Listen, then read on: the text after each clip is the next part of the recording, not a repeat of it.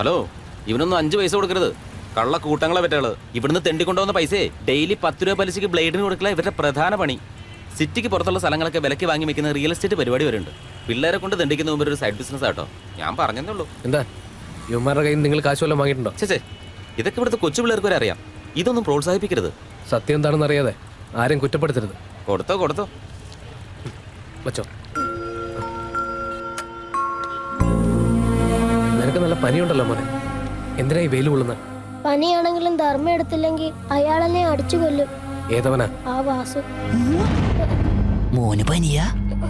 നമുക്ക് വെറുതെ പോയാലാ?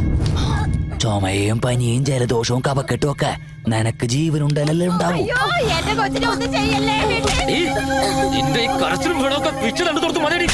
എടാ, നീ ചത്താലും ജീവിച്ചാലും നമുക്ക് ഡെയിലി 100 രൂപ കിട്ടിയിരിക്കണം.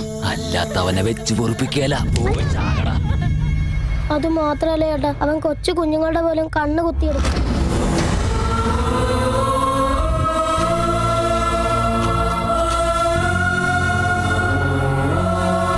ചേട്ടാ, ഇവൻ നല്ല ഡാൻസർ ആയിരുന്നു. പിച്ച എടുക്കാൻ വേണ്ടി ഇവന്റെ കാല് വെട്ടി കളഞ്ഞ അദുഷ്ടൻ.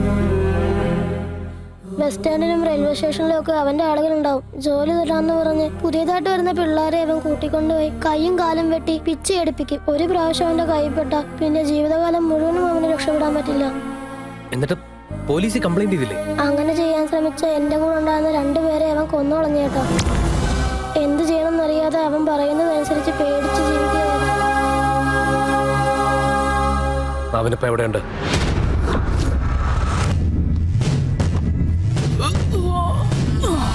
എന്താണ്ട് ഒടിഞ്ഞു തൂങ്ങി നിന്ന് ഉറങ്ങണത്? നിനക്കെന്താ നൈറ്റ് ഡ്യൂട്ടി ആയിരുന്നു? 3 നേരം മൂക്കുമുട്ട കാറ്റനുണ്ടല്ല. കളക്ഷൻ ആണെങ്കിൽ ഈ പിച്ചുകൾ തന്നമാരിക്ക് നോട്ടായിട്ട് തന്നൂടെ? പെരിമാരി ഉപ്പച്ചില്ലറ എണ്ണി മനുഷ്യന്റെ നടുവടി. 1-ാം തീയതിയിലെ ടോട്ടൽ കളക്ഷൻ കാണുമ്പോ ലക്ഷ്മി ദേവിയുടെ ബാങ്കിന്റെ ലോക്കർ തുറന്നതുപോലെ ഉണ്ടാവൂടാ. അതൊക്കെ ആയിക്കോട്ടെ, എന്നാൽ ഇതൊരു ചീപ്പ് ലൈഫ് അല്ലേ അണ്ണാ? എടാ, അംബാനിയുടെ പണമാണേലും തെരുവുതിണ്ടിയുടെ പണമാണേലും മാർക്കറ്റ് റേറ്റ് ഒന്ന് തന്നെയാടാ. ചില്ലറയാണേലും നോട്ടാണേലും മാർക്കറ്റിൽ കൊണ്ടുപോയി മാറിയെടുത്താ പോരാടാ. ചില്ലറയെ കുറിച്ച് മുമ്പ് ഒരു കണക്ക് പറഞ്ഞു തരട്ടാ. ഇന്നത്തെ 4 അണ, നാളെ 50 പൈസ, നാളെ കഴിഞ്ഞ് 1 രൂപ. ഇങ്ങനെയായ മാസത്തിൽ എത്ര വരും? ആ കണക്ക് കൂട്ടിയെടുക്കാൻ നിന്റെ ഈ കാൽക്കുലേറ്ററും പോരാ, ഈ ചാക്കുകളും പോരാ.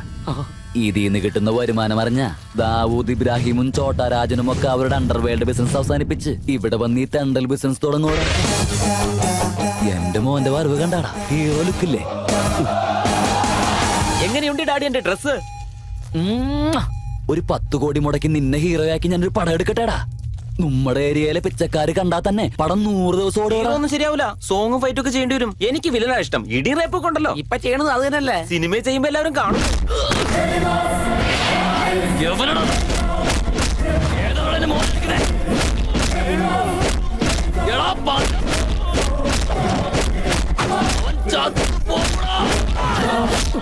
ഇവനൊക്കെ ചാവേണ്ടവനാ. നമ്മ ഏരിയ വന്ന് നമ്മുടെ മകന്റെ മേല് കൈ വെക്കാൻ നീ വളർന്നാടാ. ഏരിയ മാറി അടിക്കാൻ ഞാൻ ലോക്കൽ ഗുണ്ടയല്ല. നിന്റെ കാല മകനെ തൊട്ടപ്പം നിനക്ക് നൊന്തുവല്ലേ? നീ ഇവനും കൂടെ ഉപദ്രവിച്ചിട്ടുള്ള കുട്ടിയൊക്കെ എന്തുമാത്രം വേദനിച്ച് കാണും. കള്ളിപ്പാലയുടെ പാലും സൈഡായിട്ടുണ്ടാവുക. അവളങ്ങനെ കരയും. ഒഴിച്ചോ? എടാ, പറയുന്ന കേക്കടാ. മര്യാദയ്ക്ക് അവനെ വിടാൻ. എന്താടാ ഈ അനാഥ തെണ്ടുകളെ രക്ഷിക്കാൻ നീ എന്താണ് മദർ തെരേസയുടെ കൊച്ചുമകനാ? നമ്മെ കുറിച്ചൊന്ന് പറയടാ. ഇവരോട് വിളച്ചെടുക്കല്ലേ അപ്പി? കാശിന് വേണ്ടി കൊച്ചുപിള്ളയുടെ കണ്ണും കുത്തി പൊട്ടിച്ച് കൈയും കാലും വെട്ടി ഭിക്ഷ എടുപ്പിക്കുന്നവരവര്. കരളും കൂമ്പും മൂത്ത് വരുന്ന പ്രായ നീ പോയി കൊച്ചുപിള്ളയുടെ അടുത്ത് കോട്ടി കളിക്കണം. വെട്ടിക്കൊല്ലടാ അവനെ.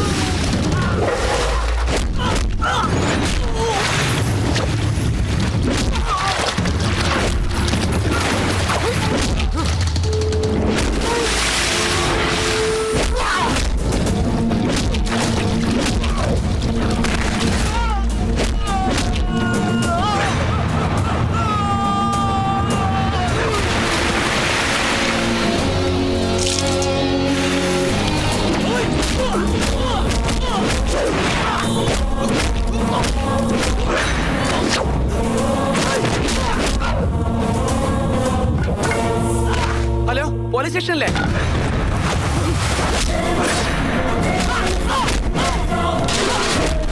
മനുഷ്യരോടും മൃഗങ്ങളെക്കാളും മോശമായിട്ട് പെരുമാറും.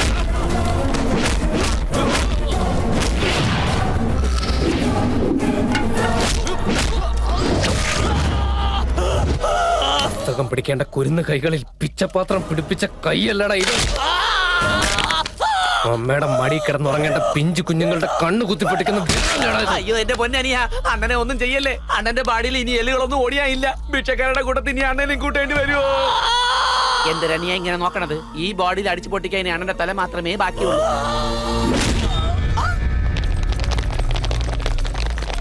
സാറേ, സല്യൂട്ട് അടിക്കാൻ പറ്റാത്തോണ്ടെന്ന് വിചാരിക്കല്ലേ. അണ്ണന്റെ കൈ പൊക്കാൻ പറ്റത്തോണ്ടാ. ഒരു റിക്വസ്റ്റ് ഉണ്ടേ, ജീപ്പിൽ കയറ്റാതെ ആംബുലൻസിൽ കൊണ്ടുപോയിക്കൂടെ? മരിക്കുന്നവരെ ജയിലിൽ കിടക്കാനുള്ള ഒരു പണി. ഇത്രയും റിസ്ക് എടുത്ത് ഇവരെല്ലാം രക്ഷിച്ചതിന് കൺഗ്രാറ്റ്സ്. ഇത് ഞാൻ ചെയ്യേണ്ട ജോലിയല്ല, നിങ്ങൾ ചെയ്യേണ്ട ജോലിയാ. ഞങ്ങളോ? Yes, media. റോഡിലൂടെ ഒരു ദിവസം മിനിസ്റ്റേഴ്സും മീഡിയാസും ഒക്കെ കടന്നു പോകുന്നുണ്ട്. അതേ റോഡിൽ ഭിക്ഷ എടുക്കുന്ന കൊച്ചുകുട്ടികളെ ആരെങ്കിലും ശ്രദ്ധിക്കാറുണ്ടോ? അവരെ കുറിച്ച് ഒരു നിമിഷം ആലോചിക്കാറുണ്ടോ?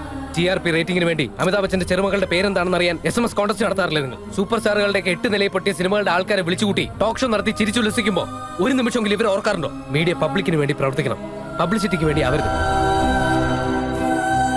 നോക്കൂ, സ്വയം പുകഴ്ത്തൽ ആഗ്രഹിക്കാത്ത, സൊസൈറ്റിക്ക് വേണ്ടി പ്രവർത്തിക്കുന്ന ഒരുപാട് പേരുണ്ട്. ഒരു ബന്ധമില്ലാത്ത വ്യക്തിക്ക് പോലും അസുഖമാണെന്ന് അറിയുമ്പോൾ കാശ് എത്തിച്ചു കൊടുക്കുന്ന എത്രയോ ആൾക്കാരുണ്ട് ഇവിടെ. ഇവരുടെ കാര്യങ്ങൾ അവരെ അറിയിക്കുക. ഇവരെ രക്ഷിക്കാനുള്ള വഴികളെ കുറിച്ച്, അതിനുള്ള മാർഗങ്ങളെ കുറിച്ച് ആലോചിക്കുക പ്ലീസ്. ഹീറോ ഈ ചേട്ടൻ തന്നെയാ. നമ്മൾ ലിക്കർ മാഫിയ, ഡ്രഗ് മാഫിയ എന്നിവയെ കുറിച്ച് കേട്ടിട്ടുണ്ട്. എന്നാൽ ഇതിനേക്കാൾ ഭയാനകമാണ് ഇവിടുത്തെ ഹ്യൂമൻ മാഫിയ. ഈ മാഫിയയെ ഇല്ലാതാക്കി സമൂഹത്തിൽ നടക്കുന്ന കുറ്റകൃത്യങ്ങൾക്കെതിരെ ശക്തമായി പ്രതികരിച്ചിരിക്കുകയാണ് സോഫ്റ്റ്വെയർ എഞ്ചിനീയറായ ചെറി എന്ന ചെറുപ്പക്കാരൻ. ചെറിക്ക് ഫേസ്ബുക്കിലൂടെയും ട്വിറ്ററിലൂടെയും നിരവധി ആളുകൾ അഭിനന്ദനം അറിയിച്ചുകൊണ്ടിരിക്കുകയാണ്. He's a real hero. Even എനിക്ക്